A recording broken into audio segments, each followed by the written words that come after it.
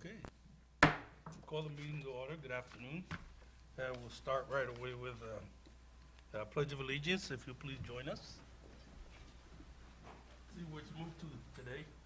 I pledge allegiance to the flag of the United States of America and to the republic for which it stands, one nation, under God, indivisible, with liberty and justice for all.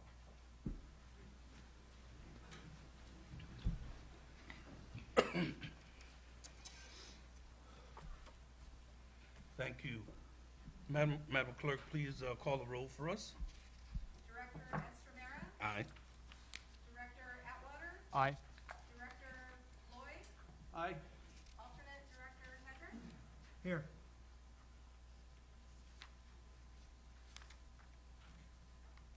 Great, we're all present. So we'll move right along to public comment.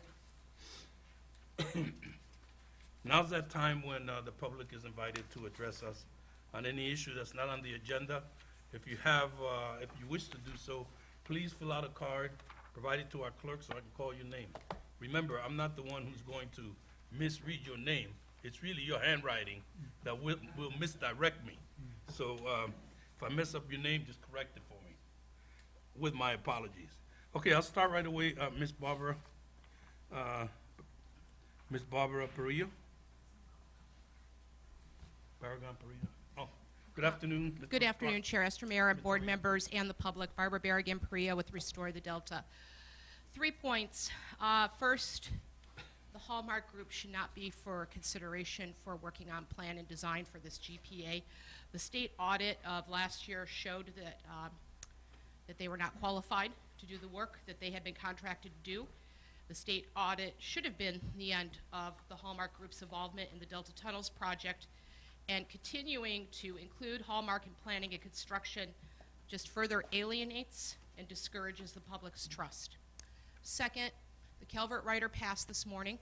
We addressed this board in May, and we asked you to take a position against the Calvert Rider, which evolved into the Valadeo Rider. Both moved forward out of the House.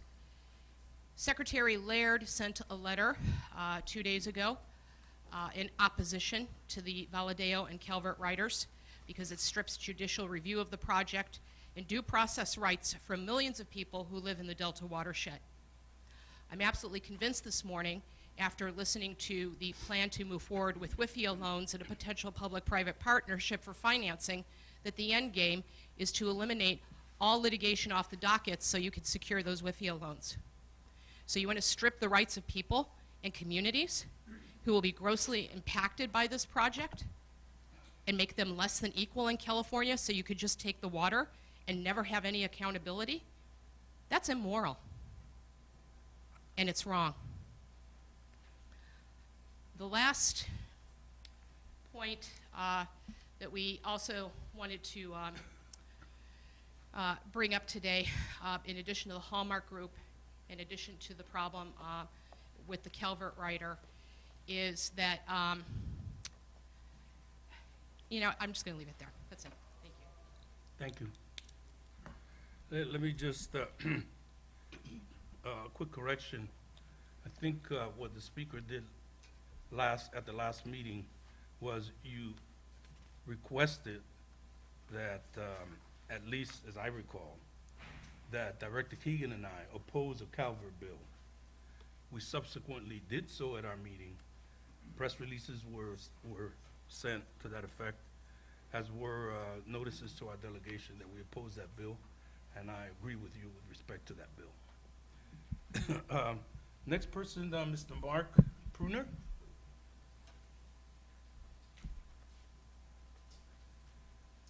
Good afternoon, Mr. Pruner.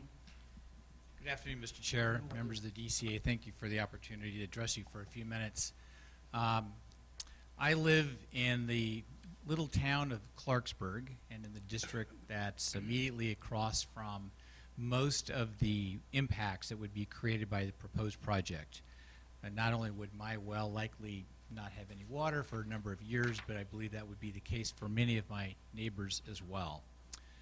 So far in the process, having participated in it for many years personally, It's been difficult for members of the public to propose ideas, to come up with alternatives, and to otherwise have direct input into the project. And I would ask the JPA, your DCA, as perhaps together on agenda item number 9, to look at alternatives for more directly incorporating input, ideas, design, and frankly, just direct input from folks that are going to be the most impacted on the ground. That would be my request, and I'm happy to take any questions. Thank you, Mr. Bruno. Thank you.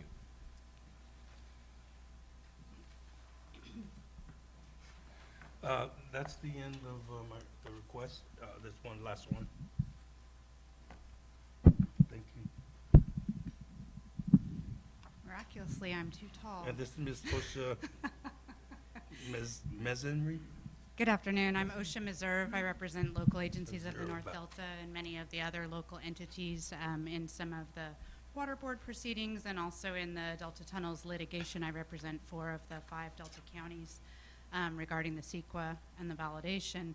And I did watch on tape the last time you met, and I just wanted to tell you in person that as Mr. Pruner mentioned, there are literally thousands of people, thousands of acres of farmland, thousands of miles of waterways that are adversely affected and in some cases literally destroyed by this project. And I find it very unsettling that you as representatives from entities from outside this area would come here into Sacramento County and the other counties in which this project would lie down and tell us how you would plan to change our land and our water, and that you would take that land and water by force for supposedly the good of your people, which we don't believe that it is for the good of anyone here locally. It's certainly not, and we don't think it will be for the good of your people. And I can tell you just with one specific example that we've been working with at the Water Board, for instance, regarding emergency access, trying to put this level of construction, traffic, and other types of things into these tiny towns and roads in the Delta is completely impracticable, just setting aside the issue of whether this is good water policy or not. And I can tell you that I had the chief of the fire department there telling how the EIR says that his fire department will save your workers if they are down in a 150-foot hole. He has no equipment to do that kind of thing. There are farm roads and farm trucks, and during harvest season, there is no way to get around with thousands of trucks carrying muck or other things. So besides it being bad water policy for the state, the specifics of this project do not work. And I can tell you that we will fight at every single level to stop you from coming into our counties, our lands, our roads, our waters, and taking over. It's unconscionable. Thank you for those kind words, Ms. Meserve. That was our last speaker. I have no other requests to speak, so we'll move right along then to approval of minutes of May 17th. President 20. Estromera, if I Yes. may. I don't know if this is working or not. It's okay. Mr. Hedrick noted that we have a few typographical errors in the minutes where we talk about votes being 5-0 instead of 4-0. They will be corrected and have already been corrected in the postings. So we'll make sure that those are okay as you move forward. Thank you. Any other corrections or any other comments? No, move approval with those corrections noted. Is there a second? Second. Okay, a second. Those for the motion say aye. Aye. Opposed say no. Abstentions? Okay, we'll move right along to the consent calendar. Consent calendar has only one item, which is to consider passing a resolution ratifying the actions taken at our May 17, 2018 DCA board meeting. So moved. Is there a second? Second. Motion is second to approve that request. Any discussion? Questions? Those for motion say aye. Aye. Opposed say no. Abstentions? We'll move right along to the 7 discussion items. But should make it clear for the record that we received a number of items. I believe there were 28 or. It's the next item. It's 7B, President Estromera. Well, I was just gonna say for the whole Okay. 7, Yeah. that we received a number of items. Those are noted. Directors have copies, and those of us that have had the opportunity to do so have already reviewed them. And just to add, there are extra copies on the back table if any member of the public wants to see them. Great. Thank you, Joe. Okay, the first one, A, consider adopting our proposed budget. Yes, I'd like to introduce June Skillman, who's our new treasurer here at the DCA, and she's going to be talking us through the highlights of the proposed budget. Oh, yes. Yeah. Reassuring. Thank you. So yes, I'm here to provide a presentation for you to consider adopting the fiscal year 2018-2019 proposed budget. There is a 3-page memo that goes with this that provides you some additional background in addition to the presentation. You can go to the next slide. Just to provide an overview of the strategic objectives of the fiscal year 2018-2019 budget. Really, there's 2 key strategic objectives. The first is basically to establish the Conveyance Design and Construction Authority, get the executive office up and running, get the program management office up and running, and then provide some funding for key program areas. And then the other is to initiate critical path and long lead time activities that would otherwise delay construction activities or impact the overall program cost. And those areas specifically are in the areas of environmental planning, geotechnical investigations, permitting, property rights, and utility interconnections. And thank you. So this just provides you with an overview of the proposed budget in terms of expenditures. The actual expenditures for the fiscal year are proposed at $91.17 million. We do have a contingency that we're including in here of $42.4 million for a total budget of $133.57 million. And I'm sure, as most of you know, this is really a services budget. It really contains professional services, contracts, and then reimbursement for labor that any of the contractors or DWR provides to support the DCA. So there are no direct employees of the DCA.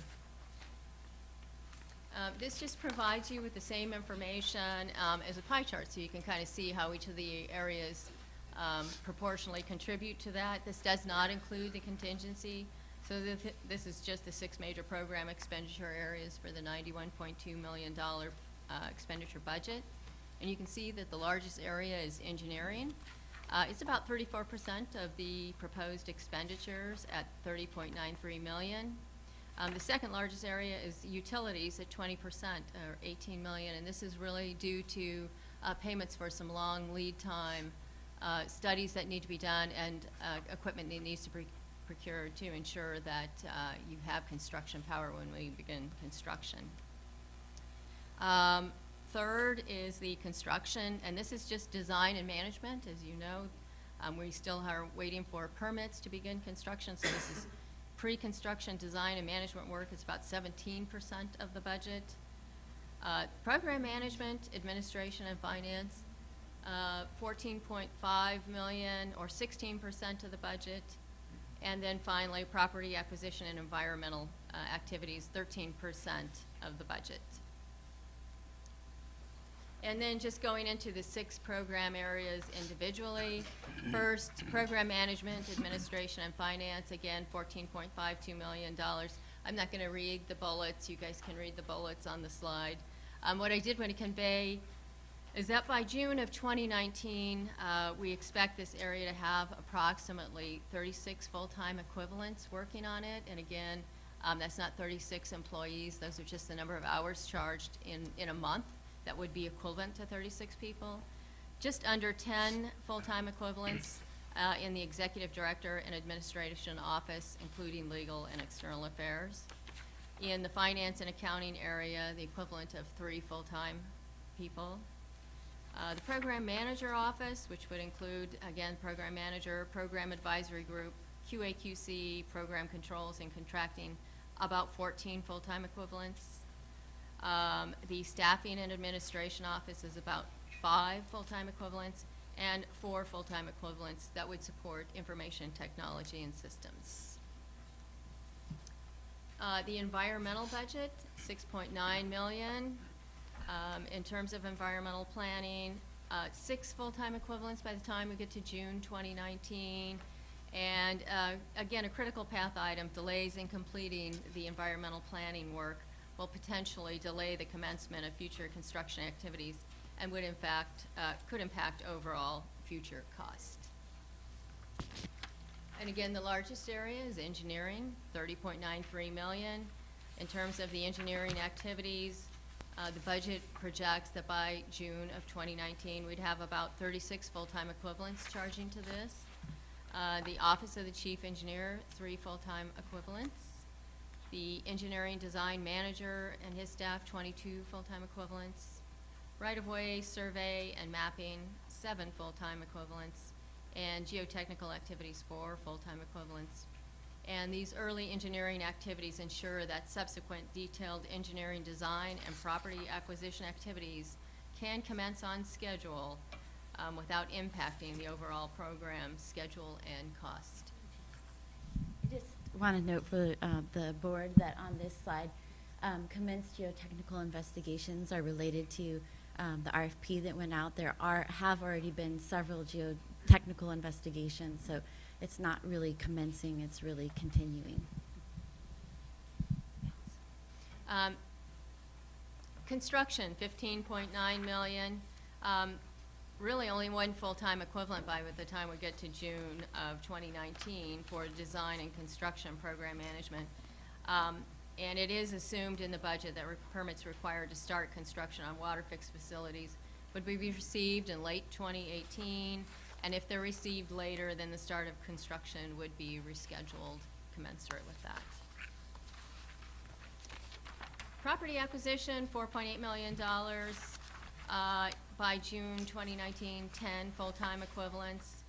Deferral of initial property acquisition activities would delay the start of construction work, particularly on Bolden Island, and may impact scheduled construction projects and costs if property title information is not collected in a timely manner. So again, a critical path item. Utilities, $18.1 million. Basically, again, this is transmission interconnections for construction power. The plan is that SMUD and WAPA have previously completed interconnection studies, and DWR is in the final stages of negotiating agreements with each of those agencies to provide transmission interconnections. And payments are going to be made to commence design activities and to procure long lead time equipment. And then finally, we do have contingency, $42.4 million. As you can see, the contingency provides an additional 6 months of program funding beyond June of 2019 in the event that there are delays in getting the first JPA, the finance JPA bond issuance. There may be also some property acquisitions which would provide opportunities for the program. And in addition, we will be monitoring the budget. We do anticipate reporting back to the board at least quarterly on how the budget is going. And so if we see some changes occurring, we would want to take that into consideration. So the contingency helps us manage any changes that we're going to see going forward as well. So I think, as Stephanie just mentioned, there are some RFQs that are outstanding.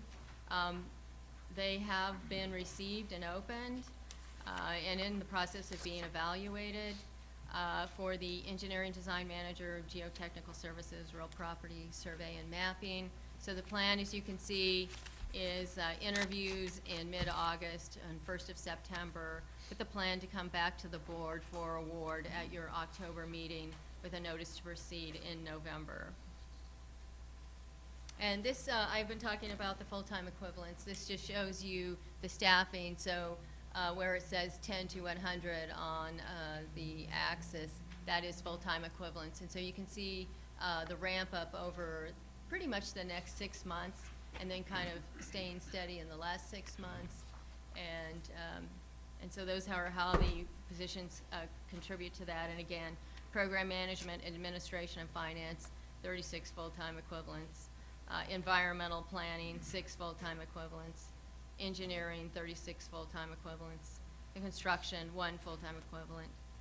Property acquisition, 10 full-time equivalents. Utilities, 1 full-time equivalent, for a total of 90 full-time equivalents by the time we get to January 2019 and through June of 2020.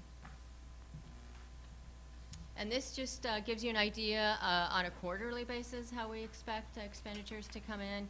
You can see in the first 2 quarters, large expenditures on the utility-related items with SMUD and PG&E. When we get to quarters 2, 3, and 4, pretty much in the spend is pretty consistent between those quarters. And again, the contingency provides an additional 6 months of expenditures in case there's a delay in getting the first bond issue out. And then this is just the last slide in the presentation. It shows you the contributions to the gap funding, and they total $133.57 million, which is where the funding comes from for the expenditures we have planned. And that is all I have for the presentation. Thank you. Questions? Just wondering, Yes. if I could, Mr. Chairperson, on the contingency, any contingency that gets used would come back to the board before it got Yes. moved up? Yeah, definitely. I think we would be planning to come back to the board on a quarterly basis at least to tell you how the expenditure is going. So if we do see that, maybe some of these things are coming in a little bit higher, we would want to come back to you and make sure we're on board with that. And the additional 6 months, that would be in the next year's budget, right? Yes, if If we- it's not used. yep. Yeah. Any other questions?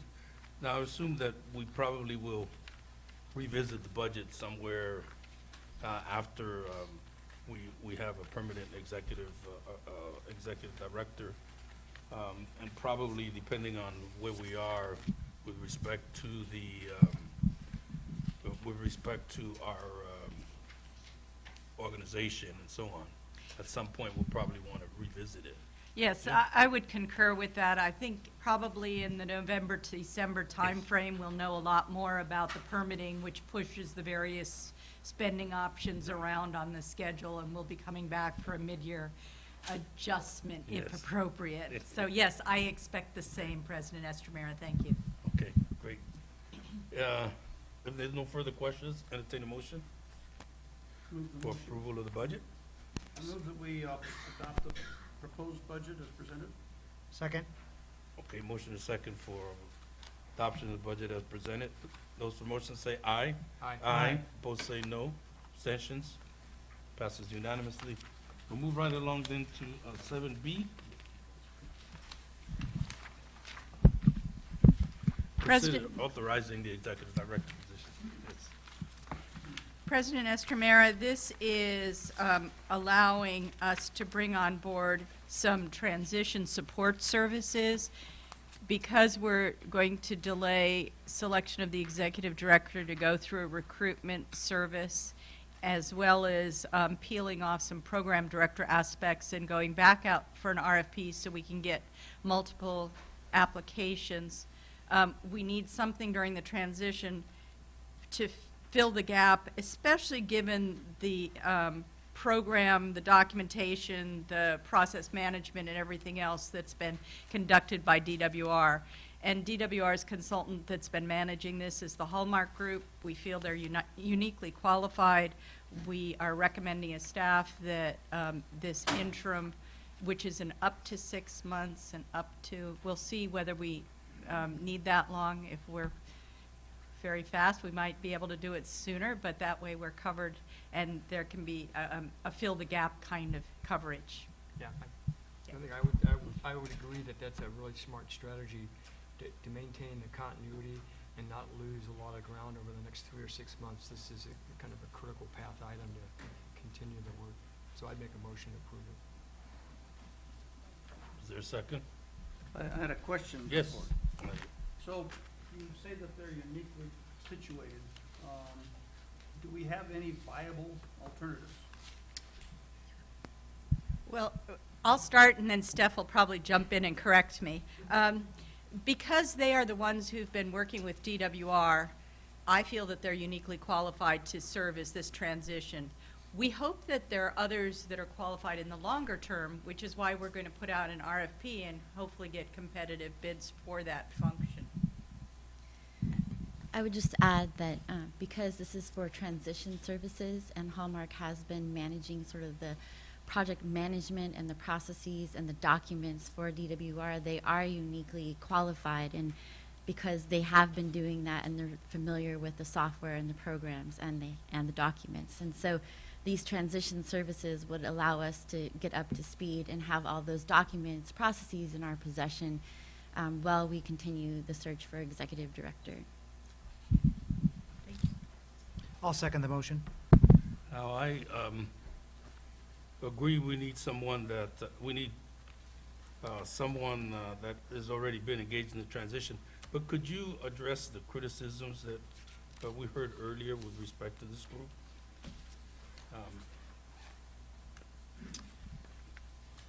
Well, I think that there were two criticisms that I heard. The first was that they're unqualified. I would respectfully disagree with that, since they've been doing it for the last decade almost. I think that they are the only ones that are really qualified to do this transition support services.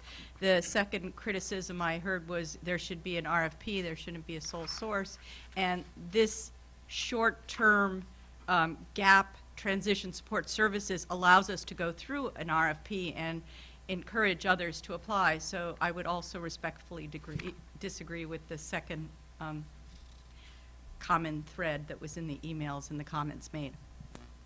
Well, I agree that it is, again, also a temporary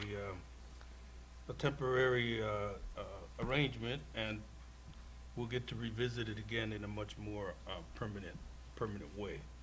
So I would support the motion with that understanding. Those for the motion say aye. Aye. Opposed say no. Abstentions? None, because it was unanimous. So we'll move right along then to C, and consider with respect to office space. This item allows us to start serious negotiations to try to find a home for the TCA. I think that we don't want to be homeless very long. Right now we're begging space wherever we can, and DWR has been very generous in its support in allowing us space in Bonderson, and Metropolitan Water has been very generous in allowing a lot of folks to work out of the Union Square office down in LA. But we really need to bring everybody together in a single place with the boardroom so we can schedule meetings when we want. And we will come back to you once we have negotiated something, but this gives us the authority to start talking to people seriously. Any questions? No. Questions? So I see that you've given us some information on 5 different possibilities. Are these the only ones that you're going to be considering, or are you just in the preliminary stages of looking at things? This is very preliminary. I'm sure that if other opportunities arose, we would look at them too, so it's not exclusive. They are the ones we've identified thus far. So these are more representative than being the 5? Correct, and it gives an idea of what kind of costs we can expect for our budgeting purposes too. Okay, thank you. Anything further? Move staff recommendation. Second. Motion is second to accept staff recommendation with respect to leasing space and providing the interim executive director, authorizing the executive director to begin the negotiation process for those terms. Those for motion say aye. Aye. Opposed say no. Carries unanimously. 7D, consider delegating interim contracting authority to the executive director. Thank you, Director Estamera. I'd like to start by noting that we will be coming back to the board with very detailed contracting policies and procedures, but in the early development of WaterFix, between DWR and the contractors, there was a lot of work and time and effort spent in sort of developing what program management for this project would look like.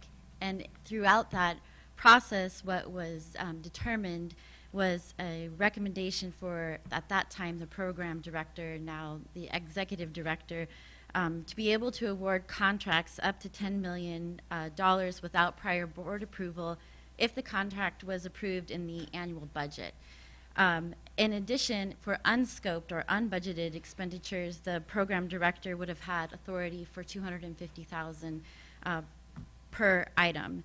And so this is to, in the interim, while we are in the process of developing these detailed contracting procedures, we looked at what other water districts had in terms of general manager, executive director spending, and they ranged from, depending on the type of unscoped, but between $50,000 and $250,000, with most of them being up around $200,000 or $250,000. And so the staff recommendation is, in this interim period, to allow efficient contracting and to allow the DCA to conduct its business efficiently, that the interim executive director have contracting authority of $250,000 or less. Questions? Yes. Yes, could you define contract year? Sure. These are contracts would be the unscoped or the unbudgeted. So this would be for services that are, obviously we have to comply with all the state procedures and policies and the conditions of the JEPA, which have very specific contracting policies. So it would not be And to again, override any of that. What year? It says contract year, so is that? It's our fiscal year. Yep. Okay. So it would be within the fiscal year. Questions? Steve? When do you expect to have detailed contracting procedures before us? I don't have a date for that. I'm hoping before the end of the year, meaning June of 2019, not The fiscal year? the fiscal year. And in the meantime, I think that there are a lot of details in the various laws about what contracting authority is appropriate, and you'll see that the resolution that's been attached lays that all out, so we'll be very careful to be consistent with all those rules, regulations, and laws. Thank you. I would just note that we are looking at, and we have, are in the process of looking at an interagency agreement with Metropolitan Water District, which would help us to have contracting staff to have all those procurement policies put in place. So we are in the process of addressing this. Thank you. And just to confirm, these are all budgeted amounts, right?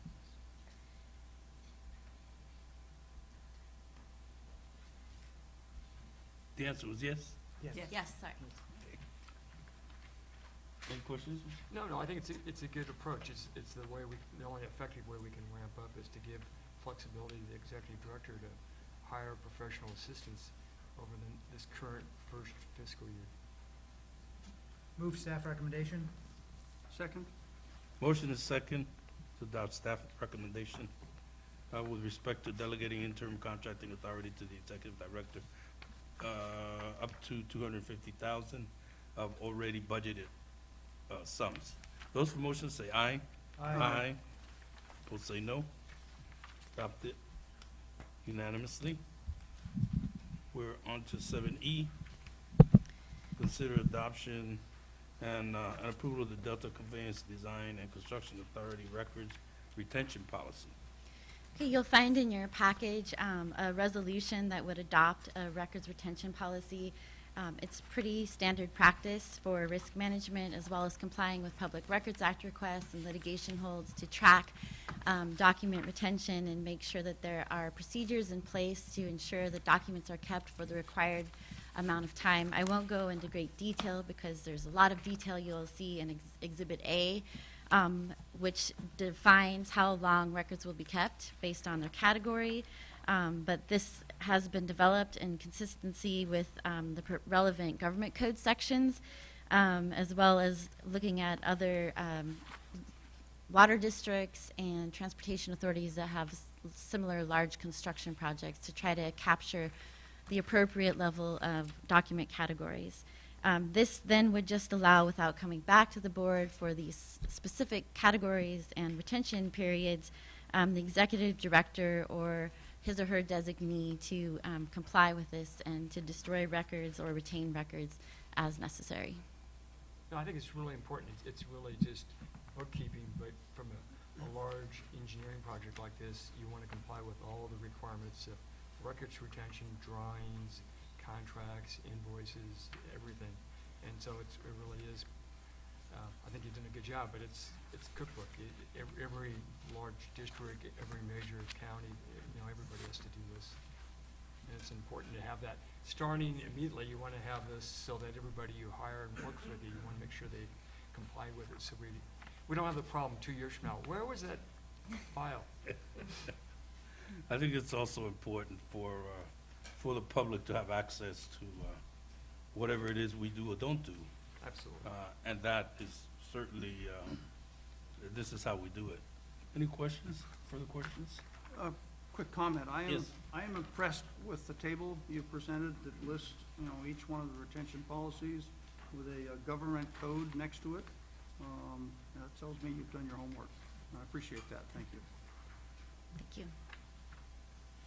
If there's nothing further, I'll entertain the motion then. Move adoption of resolution number 18-5. Second? Motion is seconded to adopt the resolution before us for retention of records. Those for motion say aye. Aye. Opposed say no. Passes unanimously. We'll move right along to 8, to the Executive Director's report. Madam Exec. This is included in your package and, of course, posted online.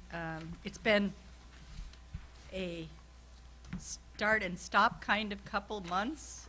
We've been trying to get everything done we can, but a few things we had our hands tied and couldn't move forward maybe as quickly as we wanted to. So I think that at this point, with the ratification of all the actions from the May meeting and the authorities that you've provided at today's meeting, hopefully we can get moving a little bit more quickly.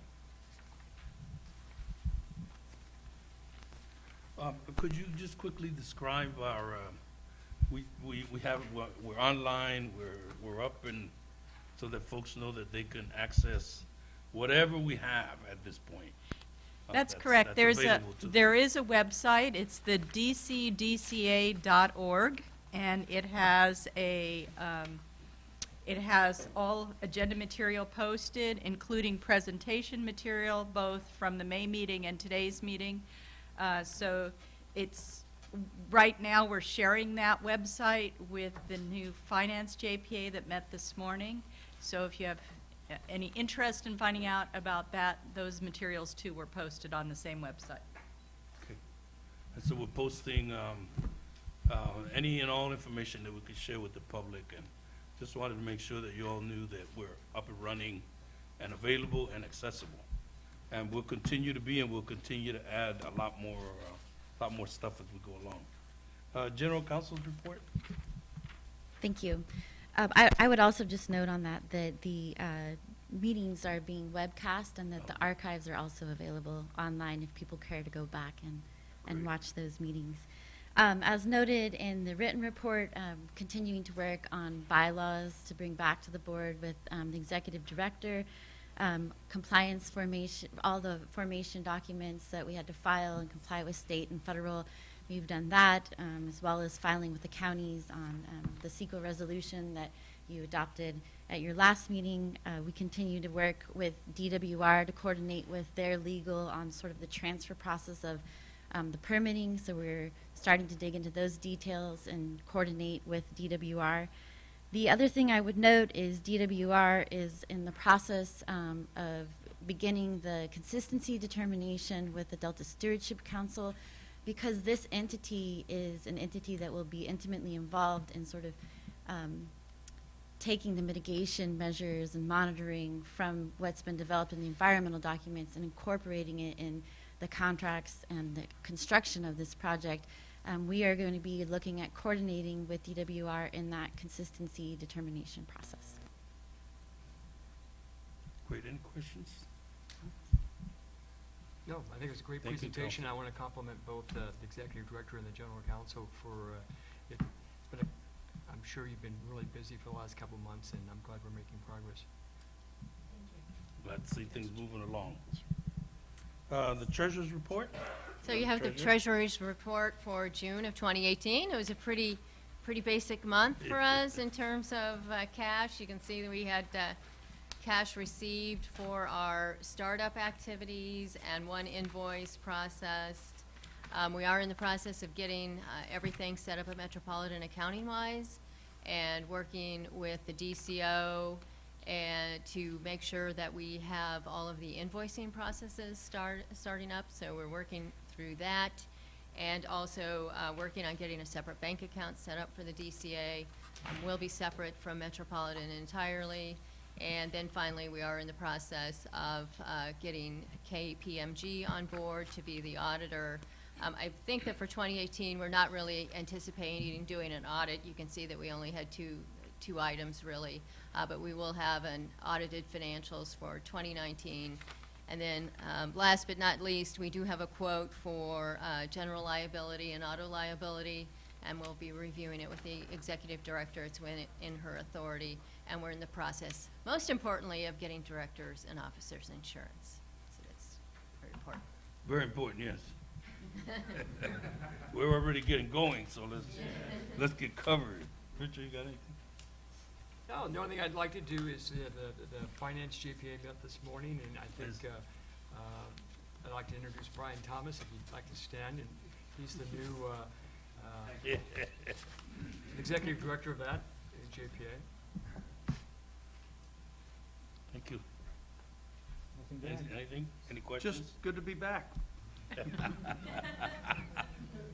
All right. Okay, so we're moving along to future agenda items. Any requests? I have a couple. I wanted to see us get to those board bylaws. Hopefully we can have them on for the next meeting. And also, because I think the public is entitled to know how we operate and what we can and can't do and so on. And secondly,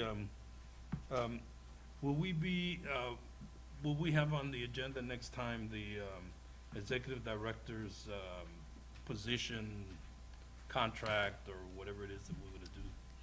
By moving ratifying the May activities, one of them was for me to enter into interagency agreements for administrative services with Metropolitan, and Metropolitan has a recruiting service already under contract. I'll be working with them to get them involved, and we'll be setting something up with you. And I don't know exactly what form that's going to take, but you'll definitely be hearing more about it over the next month or so. Okay, and so, well, I'm just anxious to get that part going, because I know it takes time for.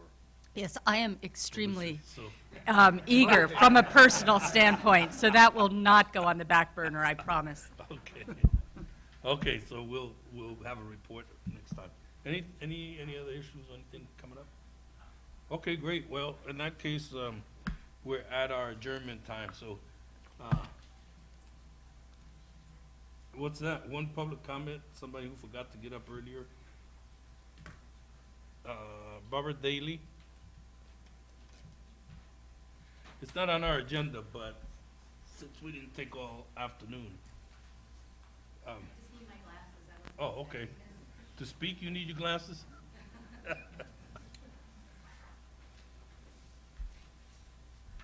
there. Right over here. I think either one, actually. You're closer over here, so that's fine.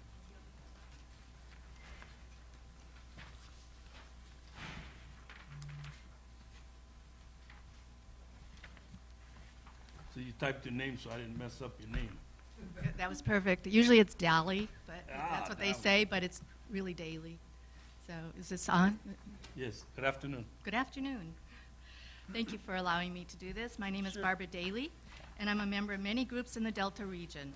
I currently hold the position of co-chair of a group called North Delta Cares, which means Community Area Residents for Environmental Stability. I'm vice president of the Delta Protection Commission Advisory Committee, and I'm treasurer of the California Delta Chambers of Commerce and Visitors Bureau. I am owner and operator of a business in Walnut Grove called Delta Heartbeat Tours, and I take people on 6-hour tours of the Delta to inform and educate them about the community, the history, and the nature in this unique Delta region. As you know, this Delta as a whole is a critically important natural resource for California and the nation.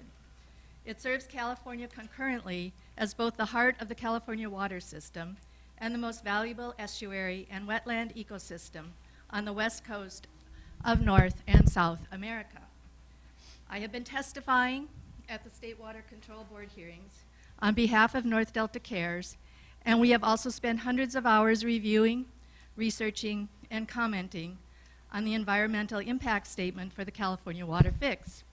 North Delta Cares strongly rejects this project's destruction of the Delta region by all of its significant, adverse, and unavoidable impacts that cannot be adequately mitigated. Cumulative effects will tear apart communities, impede recreation, change valuable farm land into other types of land use, and destroy, most importantly, the historical significance of this region.